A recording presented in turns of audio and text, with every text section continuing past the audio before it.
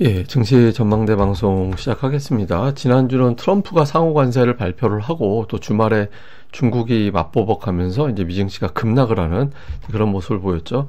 이번 주에 이제 그 이야기가 그대로 넘어올 것 같고, 여기에 또 우리나라는 삼성전자 잠정 실적 발표가 되죠. 그래서 이 부분이 시장에서 좀 탈출구가 되는 그런 이벤트가 될지 봐야 될 것 같고, 수급에서는 이제 공매도가 시작되다 보니까 외국인들의 매도가 늘었습니다. 4년 만에 최대 규모로 이제 매도를 하면서 지수의 발목을 잡는 결정적인 역할을 했고요. 그런데 대통령 헌법재판소에서 탄핵 결정이 됐잖아요. 그래서 정치 불확실성이 이제 해소가 됐다라는 점, 여기에 이제 주식시장이 좀 반응이 어떤 형태로 나오게 될지 이번 주에 제대로 반응이 나올 거로 보여지거든요. 그래서 이 부분이 주식시장이 어떤 버팀목이 되는지 아니면 이제 또 다른 변동성을 유발하는지 잘 봐야 될 것 같습니다.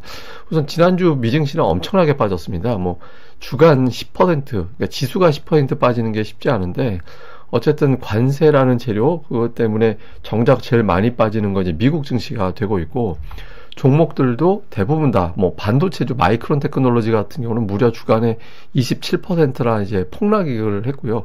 그나마 이제 덜 빠진 게 뭐 필수 소비재로 좀 분류가 되는 종목군들이나 뭐 방산주 뭐 이런 거 있잖아요. 이런 것들이 상대적으로 덜 빠지고, 대부분의 종목이 뭐 주간 낙폭이 두 자릿수 되는 그런 모습을 좀 보였습니다. 뭐 분석가들 대부분 관세가 결정타였다. 그래서 뭐 내용 하나하나 소개할 필요도 없이 대부분 이 이제 관세 이슈로 경제 전망 하향해야 되고 침체 가능성은 높아졌고, 여차하면 유가 $50, S&P 500 지수 4,400포인트까지 빠질 수 있고, 이런 주장들이 많이 있습니다. 이제 기존의 어떤 강세론자인 톱니 정도만 트럼프가 결국에는 시장 끌어올리는 어떤 발언이라든가 정책을 내놓을 것이다, 이 정도 이제 코멘트를 하고 있고, 대부분의 분석가들은 좀 침체 가능성이 높아졌다, 이렇게 되면 뭐 이런 이야기들을 좀 많이 하는 그런 상황입니다. 근데 이제 트럼프는 계속 뭐 SNS에 올리는 얘기 보면 그냥 딴소리 하고 있어요. 그러니까 자기는 이제 정책 절대로 변하지 않을 거고, 지금 투자하면 부자가 될 시기다, 미국에 투자를 해라, 막 이런 이야기 하고 있고, 이제 파월 탓을 하고 있거든요. 그러니까 파월은 정치 그만하고 금리를 내려서 이미지를 바꿀 시기가 됐다. 그러니까 이거 이제 만약에 경기가 나빠지면 파월 때문에 나빠진 거야, 이렇게 얘기하려고 저렇게 빌드업하는 걸로도 볼 수 있거든요. 그리고 또 이제 증시가 폭락하고 하니까 약한 자만 패배한다, 그러니까 지금은 버텨야 돼, 그러니까 버텨야 돼, 이런 취지로 이야기를 하는 거죠. 그러니까 사실 저 내용 봐서는 트럼프도 약간 쫀 거 아닌가, 약간 우려를 하고 있는 게 아닌가, 이런 느낌이 좀 들긴 했거든요.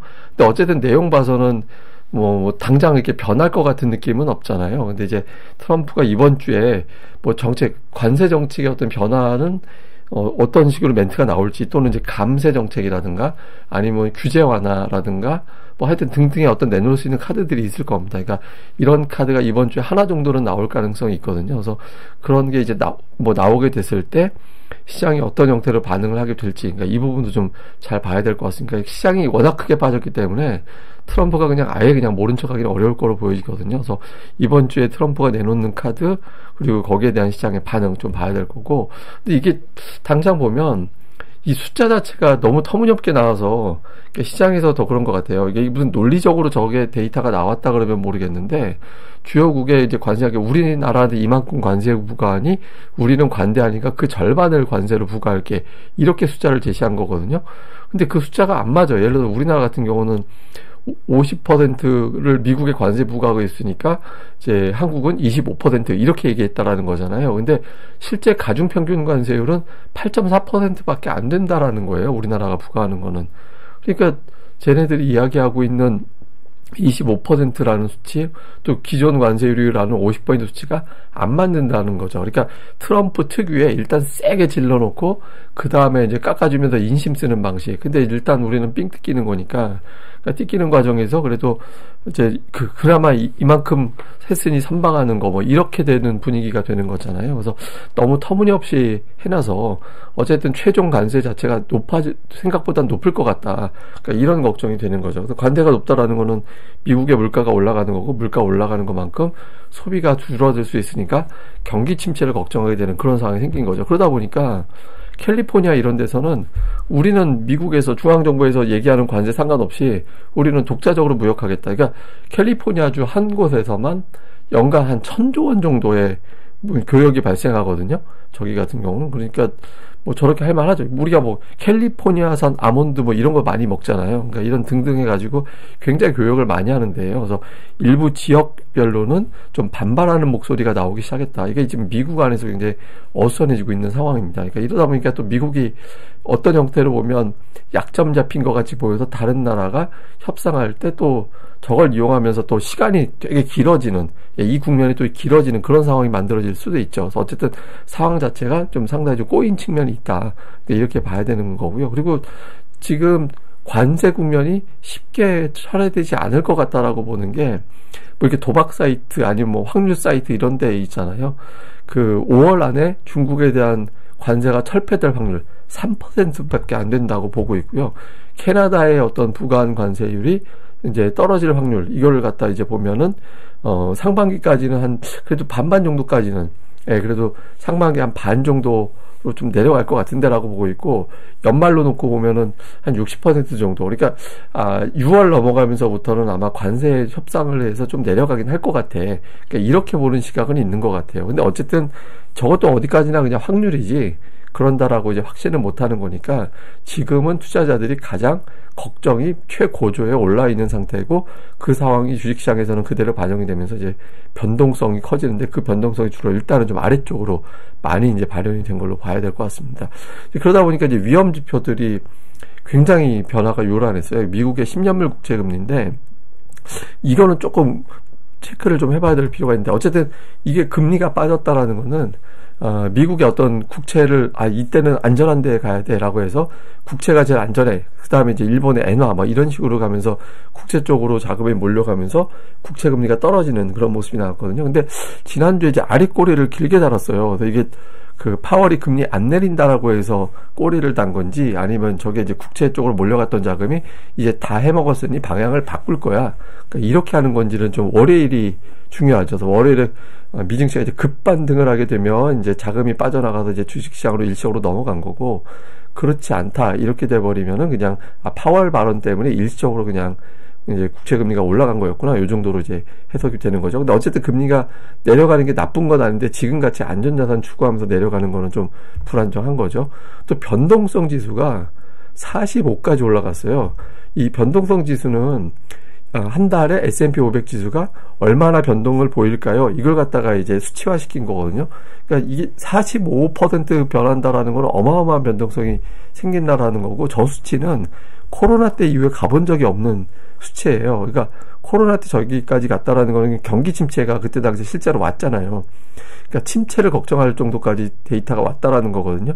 그래서 여기에 있으면 안 돼요. 그러니까 다음 주에 무조건 저거는 30대 밑으로 떨어지는, 뚝 떨어지는 그런 움직임이 나와줘야 됩니다. 이게 너무 오래 머물게 되면 주식시장이 굉장히 불안정해지기 때문에 이게 이제 돌아오는 주에 뚝 떨어지는 이번 주에 봐야 될 거고, 그 다음에 하이힐드 스프레드, 그러니까 부실한 기업들이 돈 빌릴 때 내는 이자 비용, 이게 이제 또 올라가고 있어서, 뭐 이론적으로는 이제 부실 기업의 파산 가능성이 높아지고 있다. 기업들의 파산 가능성 높아지면서 그만큼 경기 침체로 좀 해석을 하게 되죠. 그래서 좀 위험 지표들이 대체로 좀 안 좋은 신호가 나서 이러다 진짜 경기 침체 오나 보다, 이런 걱정을 하고 있는 겁니다. 근데 다만 이런 데이터는 있어요. 그러니까 그 경기 침체 확률 베팅도 지금 60%까지 올라가긴 했는데, 다만 이제 앞서 제가 미국의 변동성 지수가 45까지 올라갔다라고 했잖아요. 근데 45를 넘어간 날, 찍은 날 보면 그 다음 날 시장이 올라갈 확률이 75%. 그러니까 이론적으로는,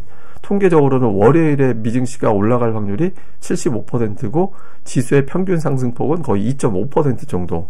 S&P 500 지수로. 그러니까 통계적으로는 그렇게 나와요. 근데 예외가 됐던 게 하필이면 2018년이에요. 그러니까 저때 미국 무역전쟁, 트럼프 1기 때 무역전쟁 벌렸을 때, 이제 그때였거든요. 그러니까 이게 이제 그때 하필이면 사례가 또 2018년이라서 이제 그렇게 될지는 모르겠습니다만, 어쨌든 과거 통계로 놓고 보면 75% 확률로 월요일은 미증시가 올라갈 확률이 높다. 그 평균치대로 움직이는지 이제 월요일이 되게 중요한 거고, 그리고 또 미국 S&P 500 지수가 이틀 연속 4.5% 이상 하락한 경우에는 80% 확률로 그 다음 날에는 또 급반등하는, 그런 어떤 통계가 또 있긴 하거든요. 그래서 그러니까 이게 월요일이 되게 중요한 것 같아요. 그러니까 월요일에 어떤 급반등이 나오면 이제 바닥을 쳤다, 이런 식으로 해석이 될 거고, 그렇지 않다라면 2008년도에 급반등 한번 주고 이제 반등 어설프게 주고 그냥 2차로 또 빠진 것만큼 또 빠지는 그런 흐름이 나왔었거든요. 그래서 월요일에 미증시가 이제 상당히 중요한 그런 역할을 좀 할 것 같습니다.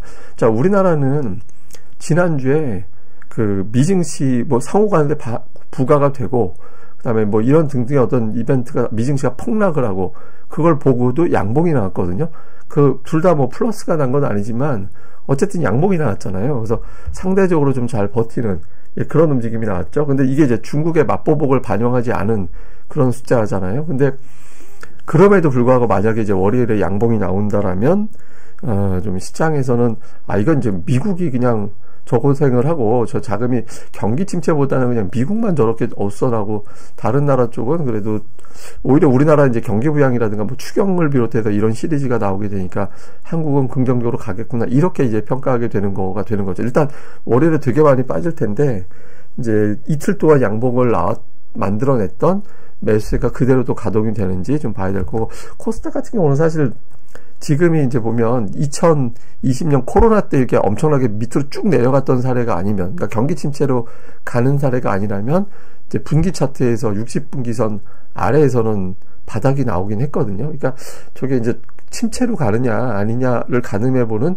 좋은 데이터가 될 것 같아요. 그래서 월요일에 이제 어쨌든 양봉으로, 그러니까 시초가는 불안정하게 시작한다라고 볼 때, 양봉으로 만들어내면서, 우리 증시는 그래도 버티네라고 이제 하면서 이제 미증시가 이제 돌아서고 우리 증시도 이제 그걸로 저점을 만들어내는지, 그러니까 이 부분이 상당히 중요할 것 같습니다. 그래서 월요일에 이제 양봉 여부가 미국은 플러스 나는 거 여부, 우리나라 증시에서는 양봉이 나오는지 여부가 되게 중요하다 이렇게 봐야 될 것 같습니다. 수급에서는 이게 사실은 차트가 잘렸어요.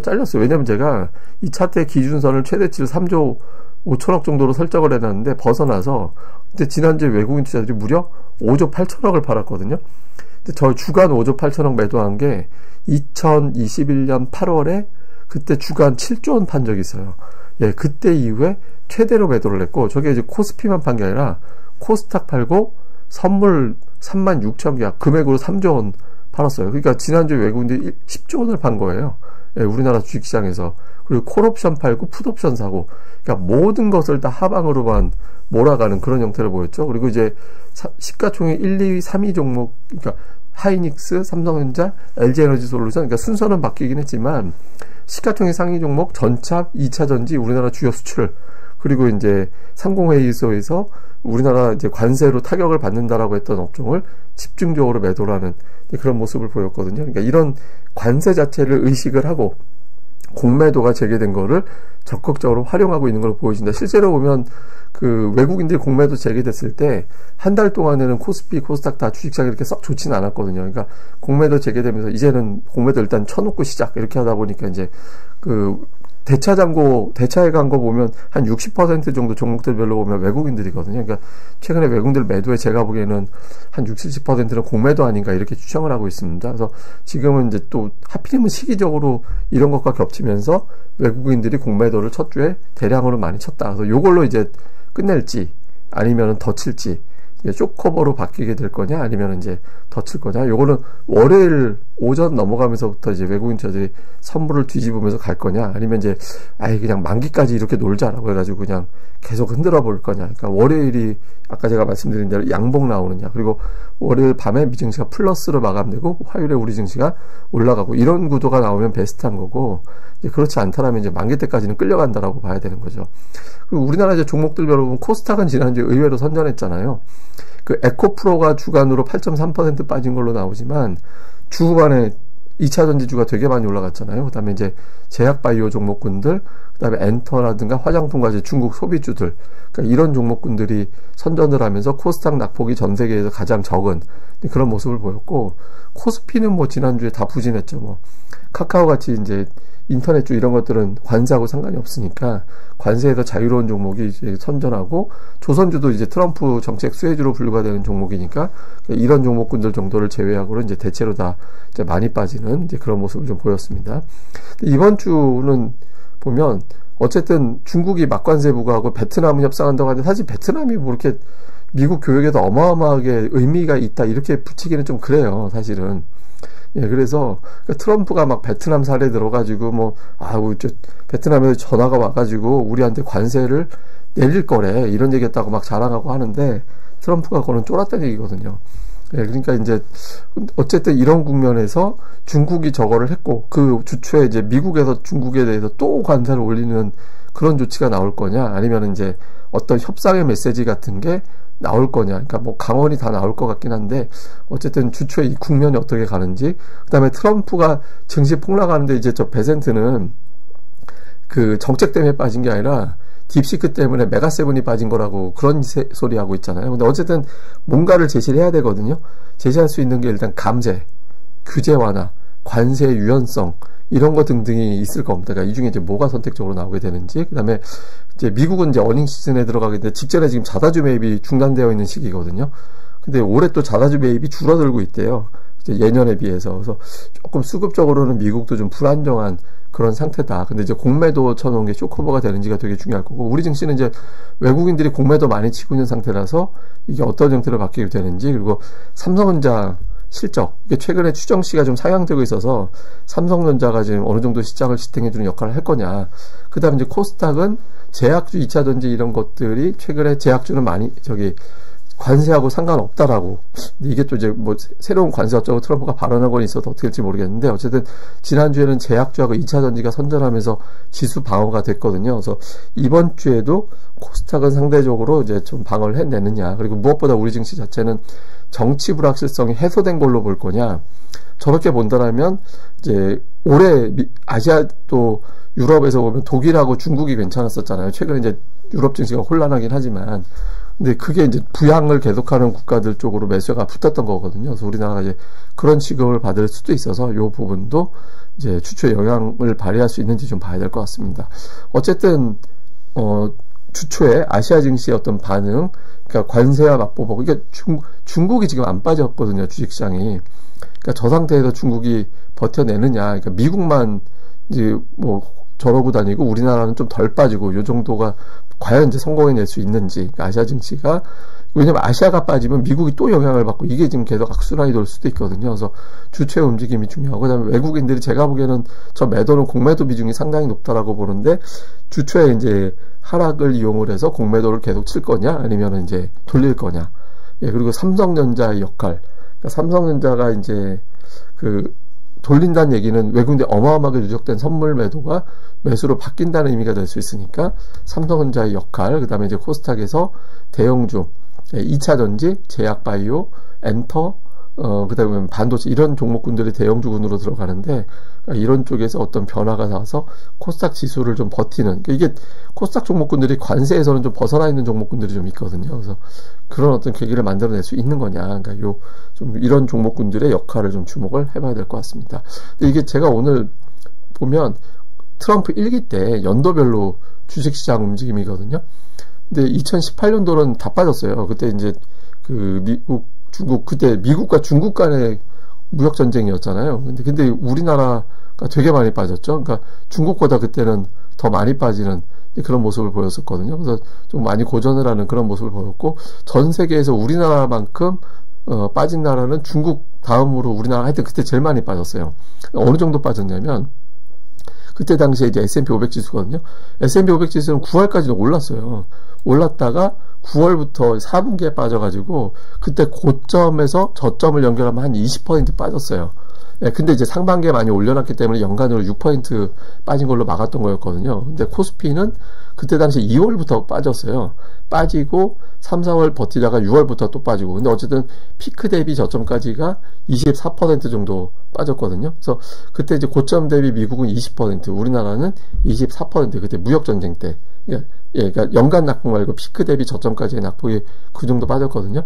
근데 지금 현재 올해 보면, 올해 코스피는 플러스 상태예요. 코스닥도 플러스 상태고, 그리고 S&P 500 지수가 올해 13.7% 빠졌거든요. 예, 그리고 고점에서 저점을 연결하는 이제 피크에서 최저점 보면 코스피 8%, 코스닥 마이너스 12%인데 S&P 500 지수는 마이너스 17.5%. 예, 거의 20% 가까이 빠져가지고, 저 2018년도에 피크 대 피크 아래, 그러니까 최대 피크에서 최대 저점까지의 어떤 라인 빠진 거 불과 2.5%, 거의 다 빠졌어요. 그때 당시하고 비교를 해보면. 그래서 지금 이 상태인데, 이제 여기서 주목해 봐야 되는 건 뭐냐면, 그때 당시에는 미국이 상대적으로 덜 빠졌잖아요. 다른 나라들에 비해서. 근데 지금은 미국이 더 많이 빠져요. 이 상태에 대해서. 이런 상태에서 다른 나라가 미국에 딸려갈 거냐, 아니면 이제 트럼프가 이건 뭘 써도 미국만 이러네? 이렇게 되면서 이제 큰일 났다 하면서, 그러니까 미국의 어떤 정책의 변화를 줄 거냐, 이게 지금 주추에 달려있다라고 봐야 되거든요. 그래서 이런 어떤 흐름, 그 다음에 이제 우리 증시가 과연 이제 뒤늦게 이제 와서 빠지기 시작하면서 이제 이렇게 되면 향후 10포인트 정도는 더 빠지면서 한 250포인트 정도 빠질 수 있는 상황이 될 수도 있다라는 거잖아요. 우리가 2028년 사례를 보면. 근데 그거를 가늠해 볼 수 있는 게 월요일에 양봉이 나오느냐, 월요일 밤에 미증시가 플러스로 가느냐. 그러니까 이렇게 되면 이제 그냥 저점 나온 거고 이미. 예, 그렇지 않더라면 이제 우리가 모르는 어떤 2차 하락이 나올 수도 있다. 그래서 월요일에 월화 이틀 동안의 어떤 움직임이 상당히 중요하다. 이렇게 보면 될 것 같습니다. 예, 뭐 자세한 건 제가 또 월요일 방송에서 또 내용을 정리해 드리겠습니다. 오늘 전달해 드릴 게 사실 더 있어요. 그러니까 되게 많이 준비했는데 제가 이제 좀 너무 자료가 많으면 시간 너무 많이 잡아볼까봐 이건 다음 방송으로 제가 옮겨 놓도록 하겠습니다. 예, 감사합니다. 저는 또 다음에 뵙겠습니다. 이 방송 구독하기와 좋아요, 예, 꼭 부탁드립니다. 감사합니다.